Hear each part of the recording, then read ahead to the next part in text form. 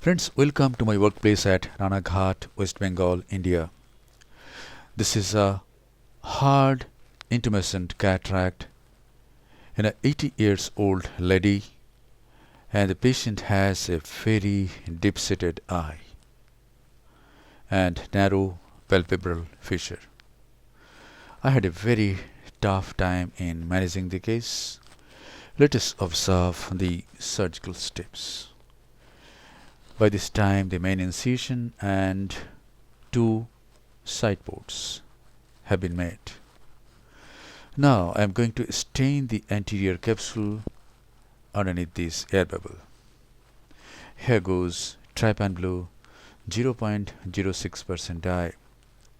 The dye must be applied on all parts of the anterior capsule, and then using balanced salt solution, the dye is washed out.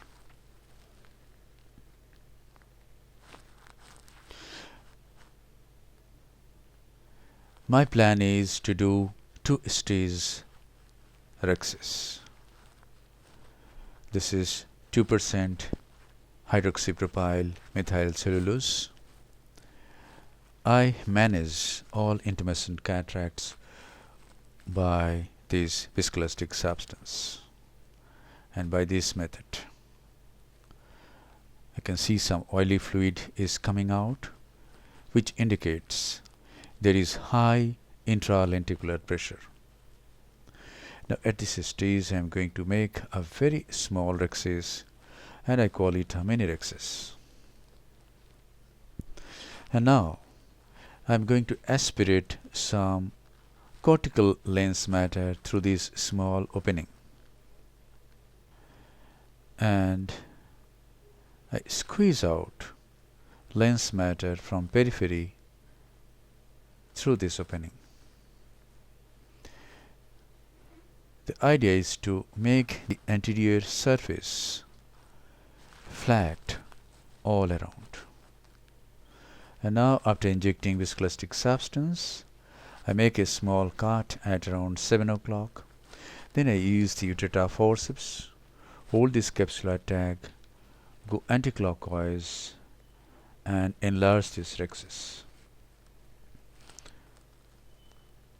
Since the pupil is not well dilated, I am going very close to the pupillary margin so that I get an adequate sized rhexis.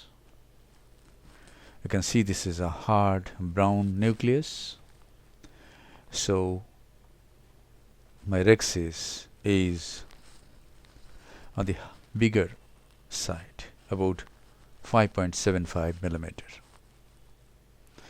And now here is my way of managing hard nuclei, which I call submarine chop.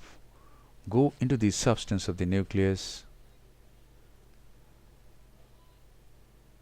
go through it just like a submarine moves through water.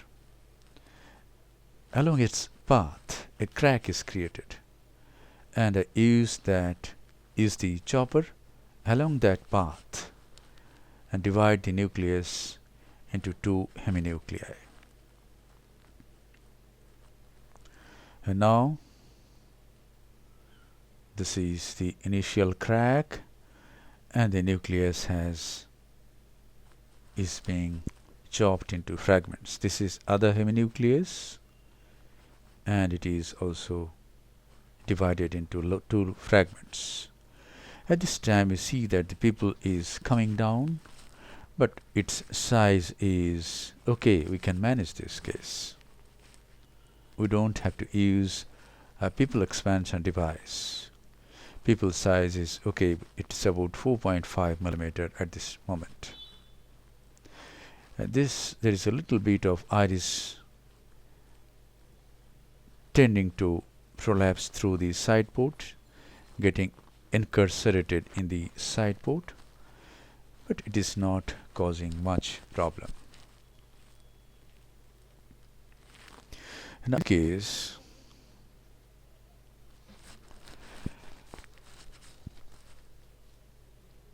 the posterior capsule appears to be coming very close to the phaco tip. So I have already decided at this moment that I will keep the last bit of nucleus and I will not emulsify the last bit, and I will use an intraocular lens as a platform, and over that platform I will emulsify the last small bit of the nucleus, because the posterior capsule is caught just after emulsifying this small piece. So here I release and I come out.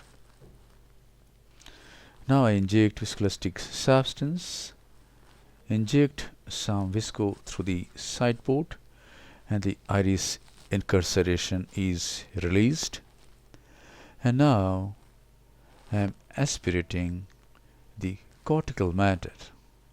The problem is this nuclear piece frequently blocks the aspirating port. So you have to repeatedly flush out and again use suction to remove the cortical matter.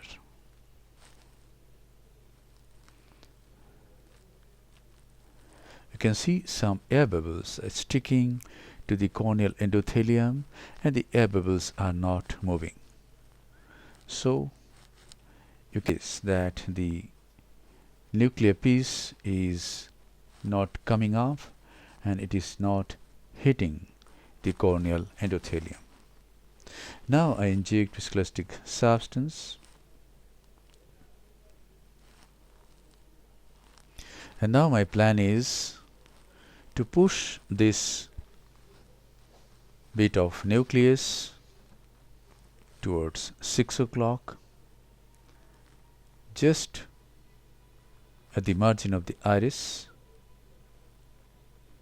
Yes. Now inject some more viscoelastic substance, 2% HPMC, and now I am going to implant a foldable monofocal intraocular lens. These patients are usually poor.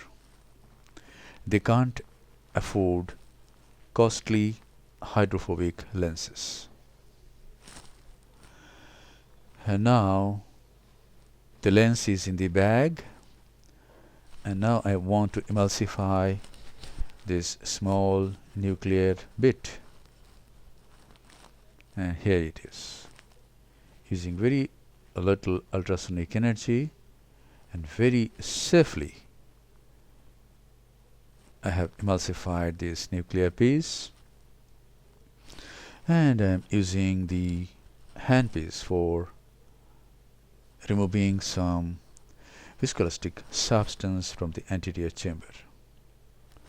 I will not go behind the lens, but the visco which was there in the anterior chamber has been thoroughly removed. And now we can see some white material behind the lens. So I am going behind with the Simcoe cannula 23 gauge and going to remove that white material. Yes, it is sticking to the posterior surface of the lens, so I have dislodged it.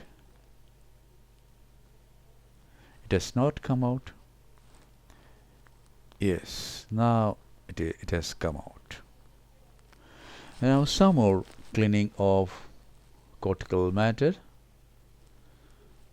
some more visco cleaning is done,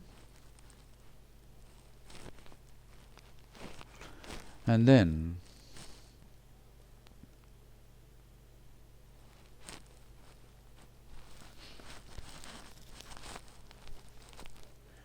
the case is almost done. This is a bit of moxifloxacin.